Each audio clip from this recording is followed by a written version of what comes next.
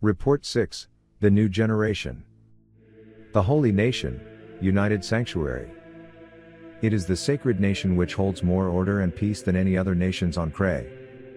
Though minuscule when compared to the previous wars, the land was in fact being invaded by Dragon Empire. This report starts here.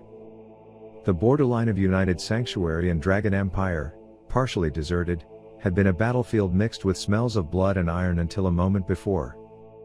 The mixed force of Holy Knights and Gold Knights had been under constant disadvantage against the ever-reinforcing Empire. This battle felt endless. This time the situation was especially terrible. The worst case that the town they were heading toward was invaded. This thought had stuck to the imagination of knights. But then an unusual knight appeared. Emerging onto the battlefield from nowhere was the knight on an iron horse. Then a bizarre aura was released. He watched the surprised forces from both sides carefully, and beat down any and every soldier of the Empire, forcing them to retreat. The shrouded Divine Knight. Everyone had their tongues lost and their bodies stunned except one, a knight named Altmile, the commander of this expedition of Royal Paladin. With an astonished face, he spoke the name of the knight that appeared. Gablade. The arrival of the expedition eased the pressure of guarding the town, and brought temporary peace to the borderline. The Empire, knowing the reinforcement of the defending forces, bolstered its forces with soldiers more than the original advancing troops. As a result, they were becoming more and more disadvantaged, and it was expected that they could not hold on until the next reinforcement comes. Exposing his doubts, Altmile questioned the knight on the iron horse. He grew up while hearing the legends of Gablade the Divine Knight in this town. To Altmile, he is greater and nobler even than the heroes famous in the capital. Slowly, yet heavily enough to shake the very core of bodies, Gablade spoke to reassure Altmile he was indeed the very same Gablade he had heard about, called from another time, linked to Altmile temporarily. As Altmile stretched his arm as if forcing his limbs to their limits, nothing was there. Not the colossal iron horse, nor the legendary knight. As the rest of the expedition set up in the town, Altmile was left alone, observed the proof of the sacred knight's emergence, the dead bodies of the invading soldiers, and gazed at the sky. Altmile sent for word to the sanctuary, as he had a feeling of an ill omen. The abnormal situation signifies the similar events occurred elsewhere in the world. The aberrant condition happening on Cray is titled interdimensional crosstalk. The phenomena that mysterious warriors are being summoned with physical bodies are called stride. As the number of reports of stride reached tens, a common point was discovered among all occurrences of this phenomenon. That is, stride only happens on battlefields. Not a single case of stride was reported in peaceful places.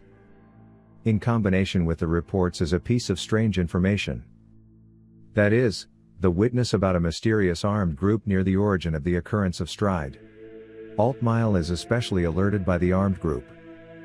Now, the expedition led by Altmile was going to investigate a certain place with the help of Pale Moon, the only organization in Dark Zone which the sanctuary has connections to.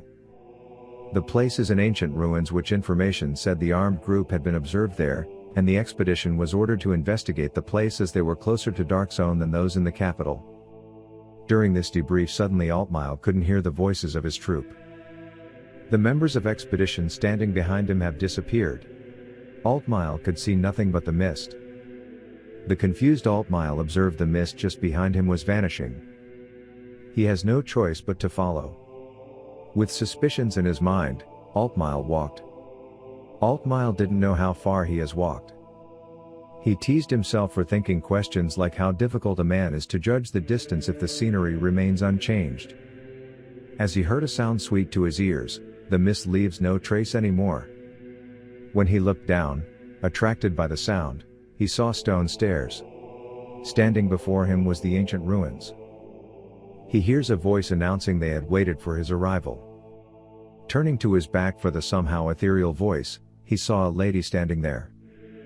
She named herself Uluru. Uluru invited Altmile to the ruins and entered the ancient ruins without waiting the reply. Altmile, judging that he couldn't afford thinking without doing, followed the lady without a single sentence. The labyrinth-like ancient ruins. Without a source of light inside, Only the archaic-styled lantern on Ularu's hand can shine forth the path.